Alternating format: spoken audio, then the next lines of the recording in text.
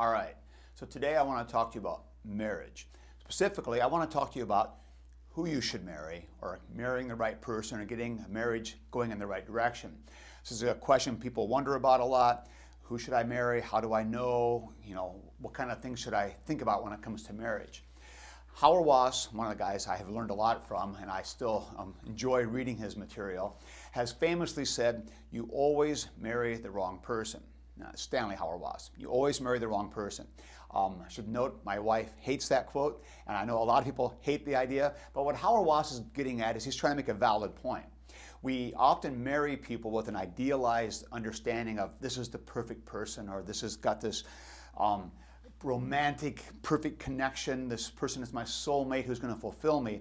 And Howard Wass makes the argument that reality is that we're marrying human beings, and these human beings will always fall short of our ideal. There are going to be people who are going to change and make different decisions over time. They're going to change how they operate, and so they end up being different than we thought. And so his point is, you don't marry the person you expect, and even if you do get the person you expect, they're not going to be this idealized kind of a thing. They're going to be a human being with real issues and real concerns and real histories that come into play.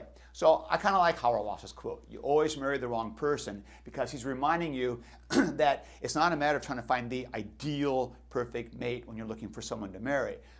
So that comes into play. Another thing that comes into play here is another famous quote by Luther.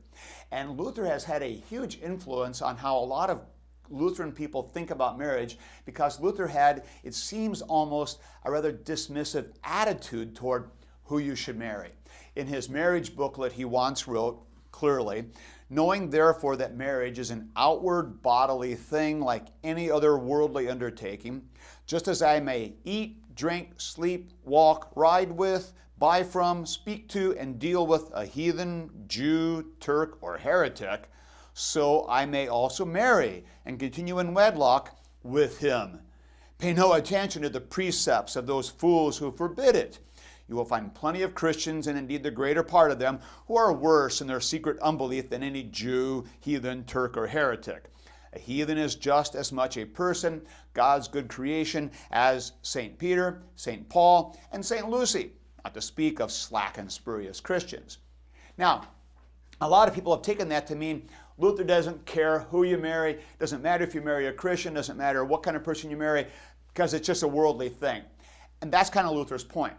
Marriage is indeed a temporal realm thing. It belongs to this life. It's a creation issue. It has nothing to do with your salvation or with your standing before God. It's not a sacrament.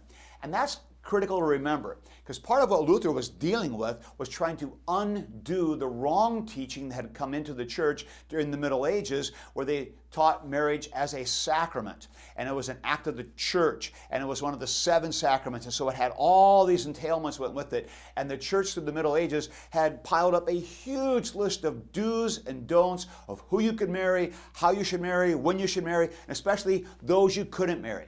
And there were all these conjugal things, consanguine things, marriage relationships, and they had a whole long list.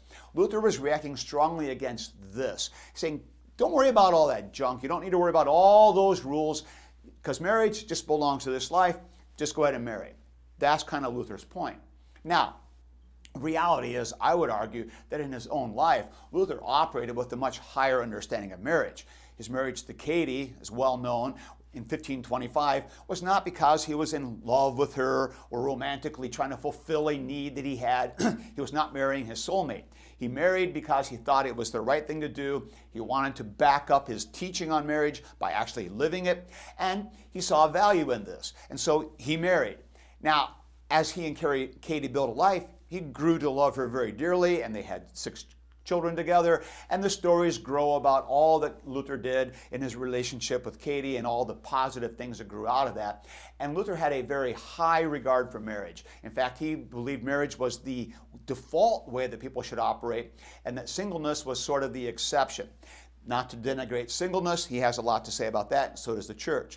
Now, into all of this, I want to interject my dictum for marriage. And it's rather restrictive and has caught some flack from time to time, but I want to go on record saying this is what I believe should happen, and here's why. I always have operated with the understanding that marriage is so significant and such an important commitment you make in your life that you should be marrying the person who is going to be able to assist you in following Christ better. That to me is critically important. So contrary to what Luther is saying, that it doesn't matter who you marry, it's just like one other business transaction, it's like shopping at the grocery store, it doesn't matter if you buy from a heathen, just get your stuff, marriage is the same way. I don't think that's the right way to think about this at all, and I would even argue that when Paul tells us not to be unequally yoked, while there's a lot of debate about what that exactly means, I would say it certainly would apply to making a decision like, should I be joined to somebody who is different in their fundamental way of looking at the world and their fundamental drivers than I am? And that's where I'm coming down with my understanding that I believe marriage should be between two people who have the same commitment to Christ, the same commitment to following Him, and the same confession. So what does that mean in my context? It means that Lutherans should marry Lutherans. I said it and I believe it. So I think that it's important that when you're thinking about who you would marry, you marry somebody of the same faith that you have. In fact, I followed the rule when I was a pastor that I would not perform a wedding for two people who were not of the same confession of faith. And so if there were a Lutheran marrying a Roman Catholic, I wouldn't participate in that wedding. I know, hard-nosed, harsh, whatever you want to say, call it legalistic if you want. But see, I'm committed to this idea that marriage is a union of two people who are going to be working together, cultivating a life together. And it's not just because, how will we raise the kids? Are we going to baptize them or not? And what about kids?